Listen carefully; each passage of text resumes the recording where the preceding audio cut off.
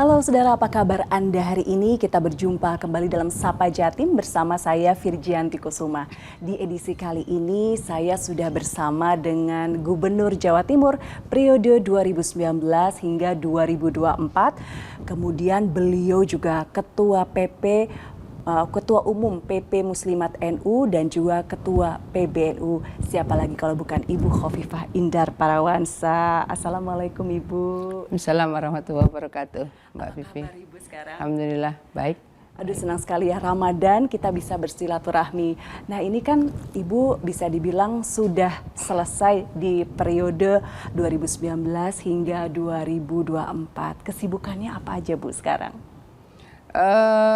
Saya tidak bisa bilang secara spesifik, tetapi bahwa aktivitas saya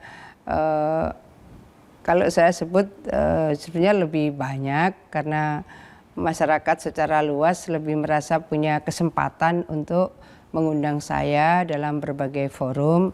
Saya pun masih harus sering memberseiringi dengan menawar untuk hadir secara virtual gitu, karena tidak bisa semua saya hadiri secara fisik.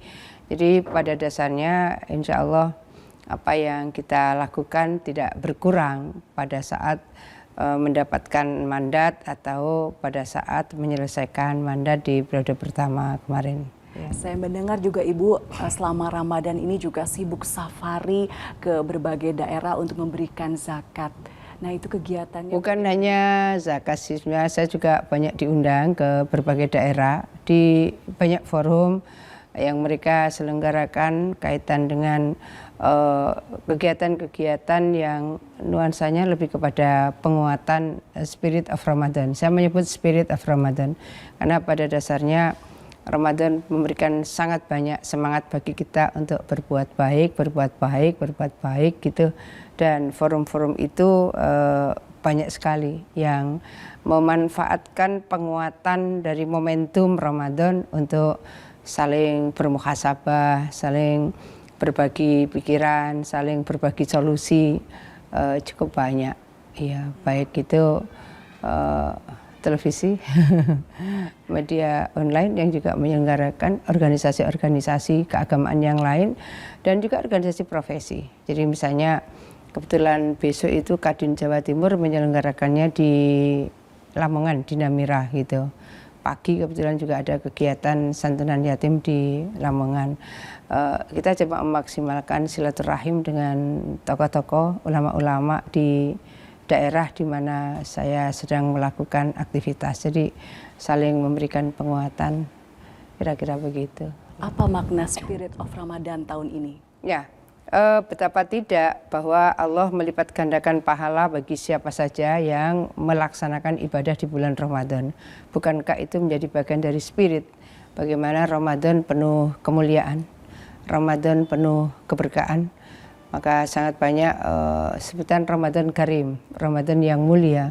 Jadi kemuliaan-kemuliaan itu akan menjadi bagian dari yang bisa membangun spirit seseorang untuk bisa menggapainya.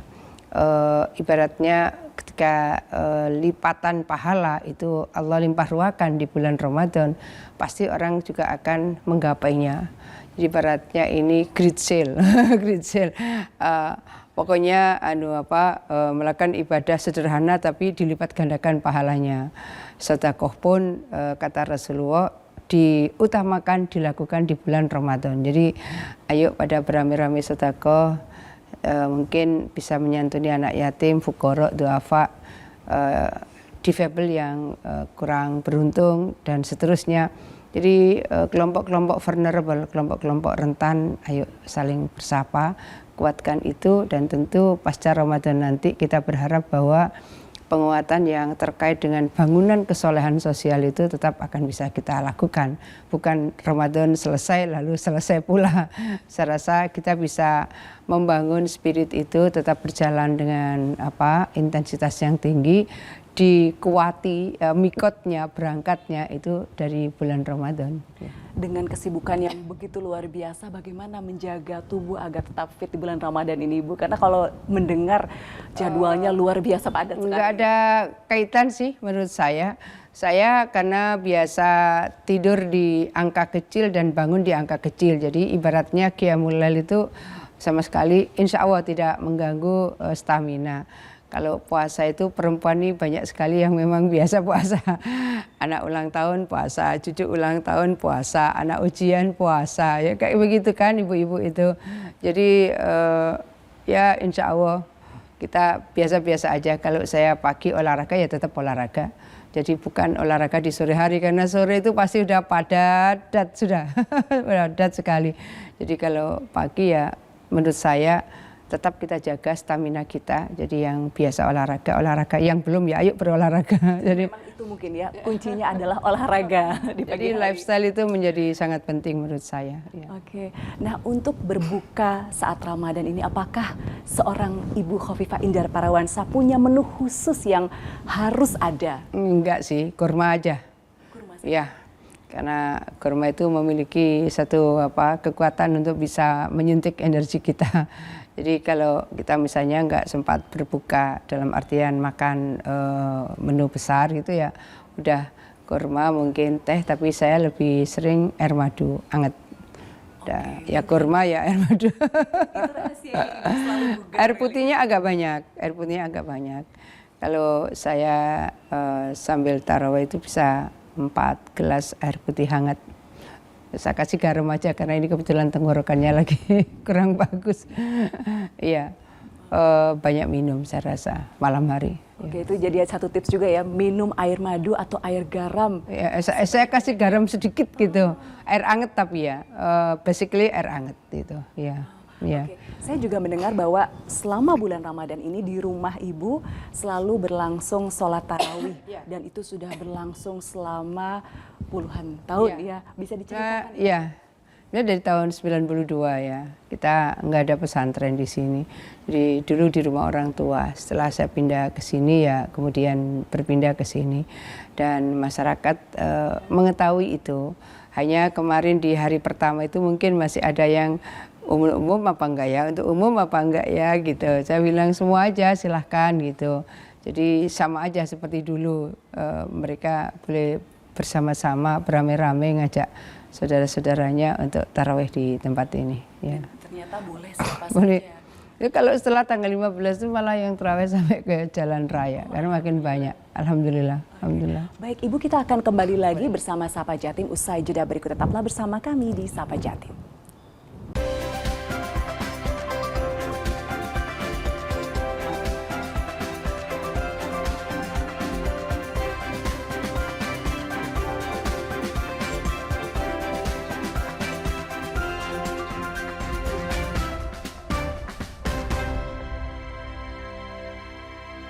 Terima kasih saudara, Anda masih bergabung bersama kami di Sapa Jatim dan saya masih dari kediaman Ibu Khofifah Indar Parawansa, Gubernur Jawa Timur periode 2019 hingga 2024. Ibu berbicara soal Ramadan ini, saya mendengar Ibu banyak sekali memberikan tausiah di berbagai daerah.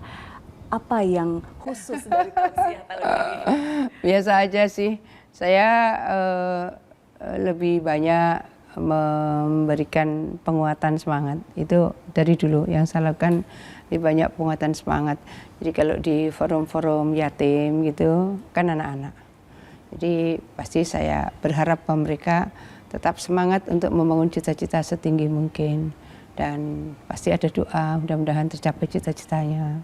Tapi juga ada kalangan perempuan yang hari ini kebetulan masih harus berikhtiar untuk berkontribusi pada penguatan ekonomi keluarga. Nah, kalau itu kan harus ada fasilitasi. Setelah itu harus ada support. Sudah berjalan di beberapa daerah menjelang Ramadan dan saat Ramadan. Sehingga pada awal Ramadan saya tanya, sudah bisa dipesan hasil pelatihannya gitu. Ada yang bikin hampers, yang bikin kue, ada juga keripik pisang gitu. Enggak Bu, kita dilatih tapi enggak dikasih modal. Iya sudah, siapa yang berminat nanti saya beli, produknya saya beli. Jadi itu juga menjadi, kalau orang bilang dakwah itu dakwah bilmal.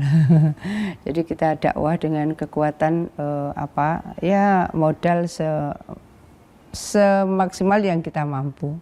Karena kalau mereka punya keterampilan, tidak ada modal, bagaimana caranya mereka berkarya. Fasilitasi itu penting dalam bentuk vocational training, tapi support modal juga penting. Sehingga saat-saat seperti sekarang ketika market sedang membutuhkan, mereka tersupport oleh pelatihan dan skill yang mereka miliki. Jadi kan orang dakwah itu tidak hanya ceramah kan ya, tapi ada dakwah bilmal. Jadi dia memberikan support dengan ya permodalan semaksimal yang dia bisa support, akses pasar semaksimal yang dia bisa support, dan itu menjadi bagian dari penguatan bagaimana kita membangun satu komunikasi dengan format kesolehan sosial. Kembali saya ingin membangun kesolehan sosial. Bulan Ramadan ini banyak ulama fikih yang menyebut Syahrul Jud. Syahrul Jud itu bulan untuk memberi, bulan untuk memberi, atau Syahrul Muwassah, bulan mengulurkan tangan. Jadi memang bagi yang merasa sudah memungkinkan untuk membantu, bersedekah, berinfak, bersedekah, ayo lakukan itu. Yang sudah memiliki harta dan itu sudah mencapai titik nisabnya. Nisabnya itu kan beda-beda. Apa dari tanaman, apa dari pekerjaan, apa dari emas dan seterusnya, apa binatang, itu beda-beda. Nah, kalau sudah titik nisabnya terpenuhi, sudah mencapai haulnya, berarti sudah 1 tahun, dia juga harus mengeluarkan zakat. Sama-sama maksimalkan di bulan Ramadan ini, karena memang lipatan pahala itu Allah akan turunkan untuk kita semua. Ya. Dalam setiap tausiah, saya mendengar bahwa Ibu sangat menitik beratkan kepada kaum fukoro. Mengapa demikian? Fukoro itu berarti orang miskin yang tidak punya pekerjaan. Jadi kalau miskin itu masakin, duafa orang yang lemah. Tapi kalau fukoro orang miskin yang tidak punya pekerjaan. Jadi orang yang miskin tidak punya pekerjaan itu lebih hopeless. Tidak boleh orang menjadi tidak berpengharapan dalam kehidupan, itu pasti kemudian tidak semangat hidupnya. Kemudian yang kita khawatir adalah dia kemudian tidak berpositif thinking terhadap kasih sayangnya Allah. Oleh karena itu saling mengulurkan tangan, ini juga menjadi penting. Kenapa saya menyebut juga ini bagian dari spirit Ramadan? Karena memberikan kehidupan kepada orang dan orang merasa berpengharapan, itu sesuatu yang akan bisa menggerakkan kehidupan yang positif lainnya. Kenapa juga yatim? Yatim ini kata Nabi begini, nanti aku di surga, aku akan berjarak seperti ini. Nabi, ini kan telunjuk begini dan jari tengah. Aku akan berjarak seperti ini di surga dengan orang yang memberikan pelayanan kepada anak yatim. Kenapa saya seringkali menyebut spirit Ramadan, spirit of Ramadan. Ayo jadikan ini semangat. Kalau ingin berdekatan dengan Rasulullah, seperti yang Rasulullah tunjukkan, ini telunjuk jari dengan jari tengah, begini jaraknya Rasulullah dengan orang yang memberikan layanan kepada yatim. Ayo lakukan itu, ayo lakukan itu. Jadi ya itu mah hikmah Ramadan juga. Tapi saya lebih senang menyebut spirit of Ramadan. Karena itulah spirit yang akan membangun semangat kita berbagi, semangat kita memberikan penguatan dan seterusnya. Termasuk untuk diri sendiri ya, menguatkan untuk diri sendiri bagaimana meningkatkan seluruh proses ibadah kita, baik yang terkait hablum minallah maupun hablum minannas. Selain mengadakan sholat tarawih, kemudian istighosah dan juga pembagian zakat dan sodako, apa yang ingin Ibu sampaikan selaku Ketua Umum PP Muslimat NU kepada masyarakat Jawa Timur? Jangan kita kemudian melihat bahwa ada komunitas menjadi eksklusif. Saya mohon ini kita cairkan eksklusivitas karena jumlah rakaat di dalam tarawih misalnya ya, itu jangan sampai menjadikan kita eksklusif. Ayo tetap bangun bahwa harmonious partnership di antara semuanya. Bulan Ramadan ini bukankah Allah mengajak kepada kita semua untuk sangat menyelami bagaimana rasanya kalau orang itu ternyata saat makan kemudian belum ada yang dimakan. Semua kemudian dirasakan oleh yang lain. Nah, apakah kita kemudian tergugah bahwa pada saat kita merasakan lapar, pada saat puasa, haus pada saat puasa, dan itu bisa dirasakan saudara-saudara kita meskipun dia tidak sedang berpuasa dan tidak bulan Ramadan, maka sesungguhnya yang saya berharap menggugah kita sekalian adalah bagaimana kembali kesolehan sosial itu kita bangun, kemudian harmonious partnership bisa kita bangun, hablum minallah, hablum minannas bisa kita kuatkan, dan ini akan menjadikan spirit kita bersama bahwa Ramadan itu memberikan ruang kepada kita semua untuk bisa saling berbagi di antara satu dengan yang lain, saling berbagi. Jadi jangan yang ada itu cuma tambah dan kali. Ada juga itu pengurangan dan pembagian. Nah, berbicara soal saling berbagi, saya juga mendapat informasi bahwa selama Ibu bertugas sebagai Gubernur Jawa Timur periode 2019 hingga 2024 selalu melakukan kegiatan pembagian zakat itu justru di awal Ramadan, dan sekarang meskipun sudah tidak menjabat lagi, tetapi tradisi itu masih terus diteruskan di kalangan itu Pak bukan karena gubernur dah. Sebetulnya tradisi itu, kalau saya tidak baik menyebut ini, tapi bahwa sejak saya anggota DPR tahun 92 saya melakukan itu. Jadi ini bukan hal yang baru sama tidak. Jadi dari dulu tradisi itu saya lakukan. Jadi tidak menunggu di akhir-akhir Ramadan, tapi justru dari awal ya. Mengapa demikian, Bu? Karena pada dasarnya ini tadi itu spirit of Ramadan ini akan menjadi bagian, saya tidak mau dianggap ria, referensi bersama. Jadi kalau ada orang yang kemudian tergerak untuk melakukan hal yang sama, cukup waktu untuk melakukan hal yang sama. Banyak sekali yang masih harus disapa.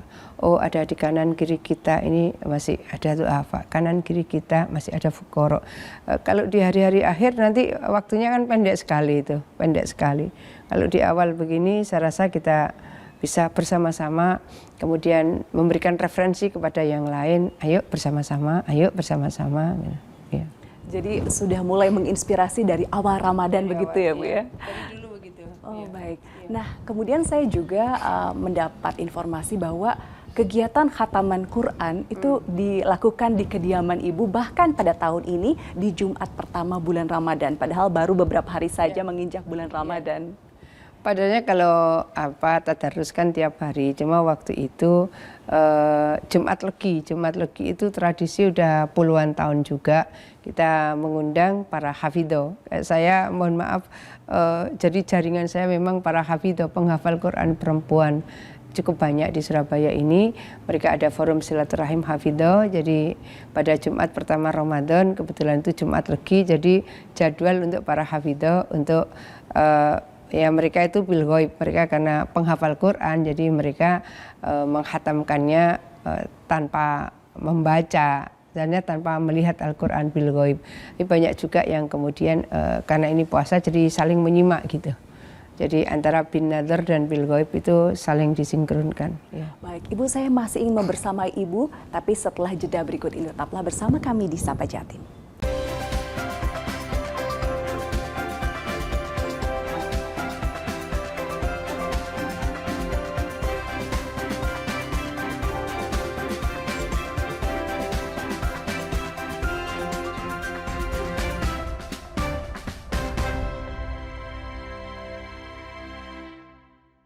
Terima kasih saudara, Anda masih bergabung bersama kami di Sapa Jatim, dan saya masih di kediaman Ibu Khofifah Indar Parawansa, Gubernur Jawa Timur periode 2019 hingga 2024. Ibu, di bulan Ramadan ini apakah yang ingin disampaikan kepada para muslimat NU khususnya dan juga masyarakat Jawa Timur? Ya, kalau di Muslimat NU itu tradisinya memang sudah ada amalia Ramadan seluruh Indonesia sama, karena ada tim yang memang secara rutin tiap tahun disiapkan, dan kemudian ada surat edaran secara nasional.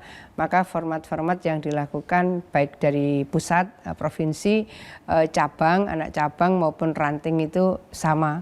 Ada tadarus Al-Quran, ada santunan yatim, ada santunan du'afa, kemudian kunjungan ke lapas. Kunjungan ke lapas itu termasuk bagian tradisi amalia Ramadan. Kita sebut amalia Ramadan.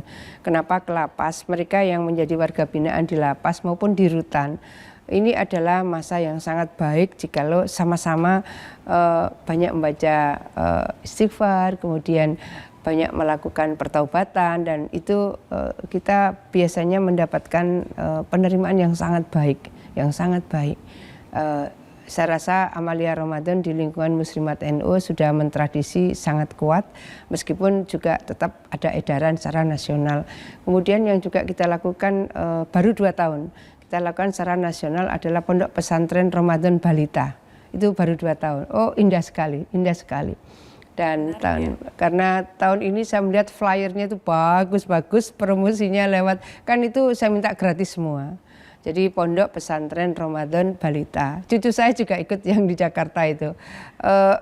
Saya lombakan juga tanggal 27 ini nanti akan diumumkan, karena ada yang dalam bentuk flyer, dalam bentuk video, dan menurut saya indah-indah sekali untuk menyampaikan informasi bahwa ada pesantren Ramadan Balita dan itu dilaksanakan secara gratis. Jadi ada yang nanti ditutup tanggal 27, penutupan 28, 29, saya rasa mungkin 29 itu sudah akhir dari penutupan pesantren Ramadan Balita. Indah sekali, karena yang heboh biasanya bukan anaknya, ibunya yang mengantar.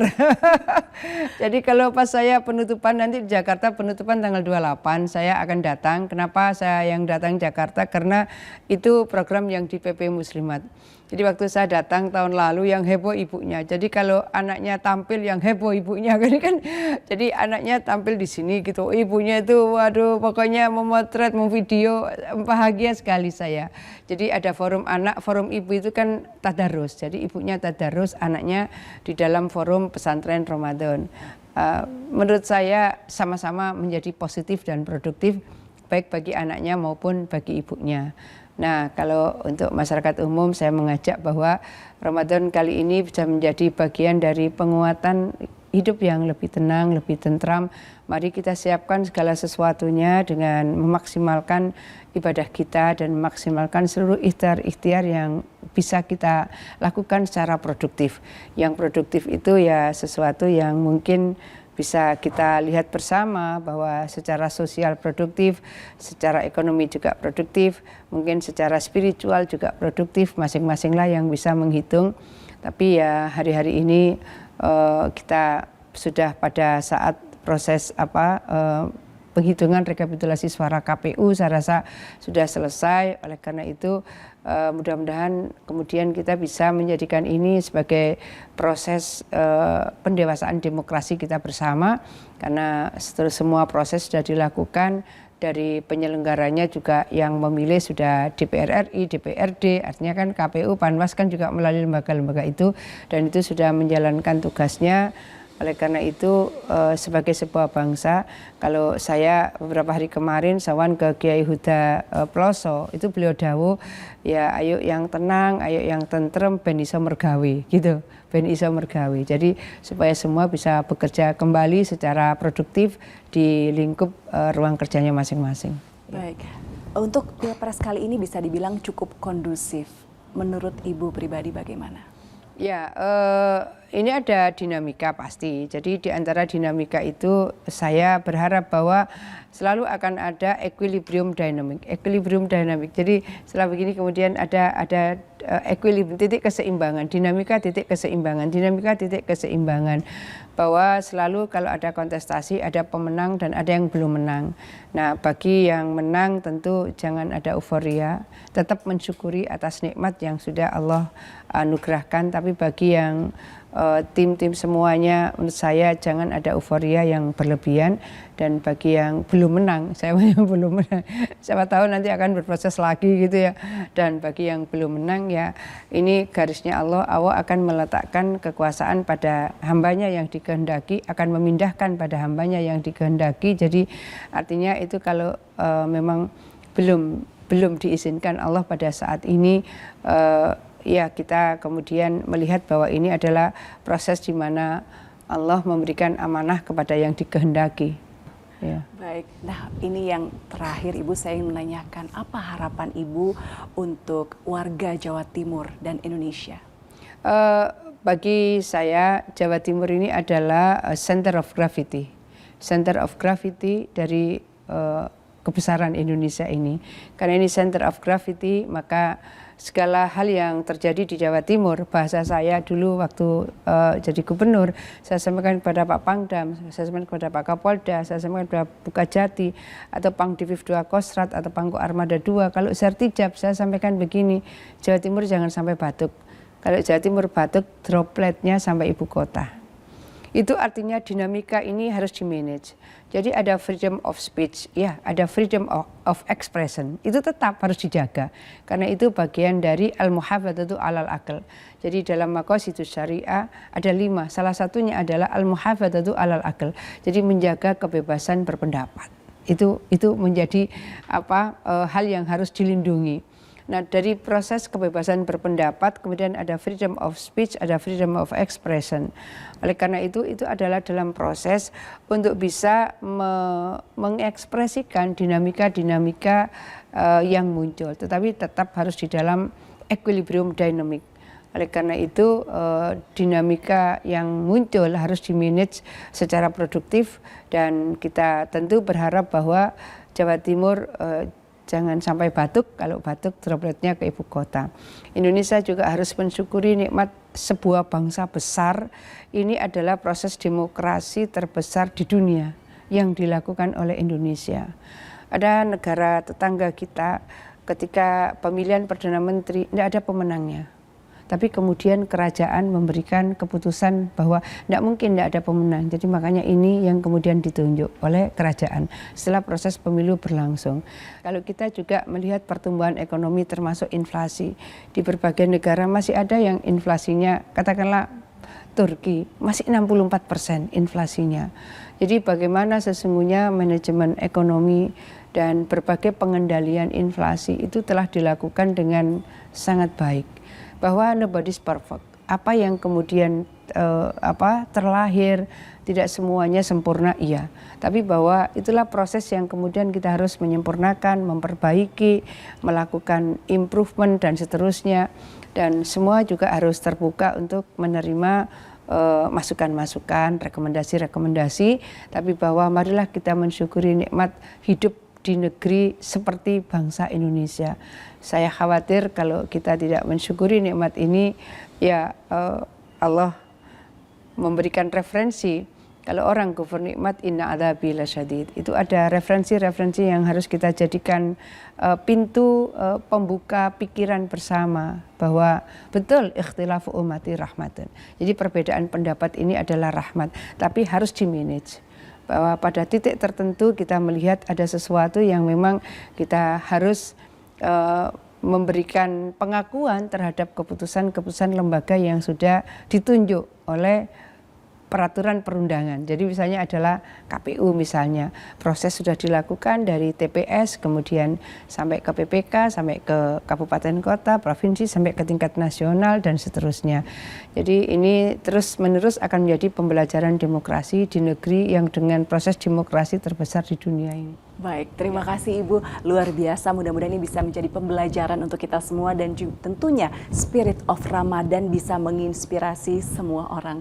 Terima kasih sudah hadir di Sapa Jatim, dan saudara terima kasih juga atas perhatian Anda.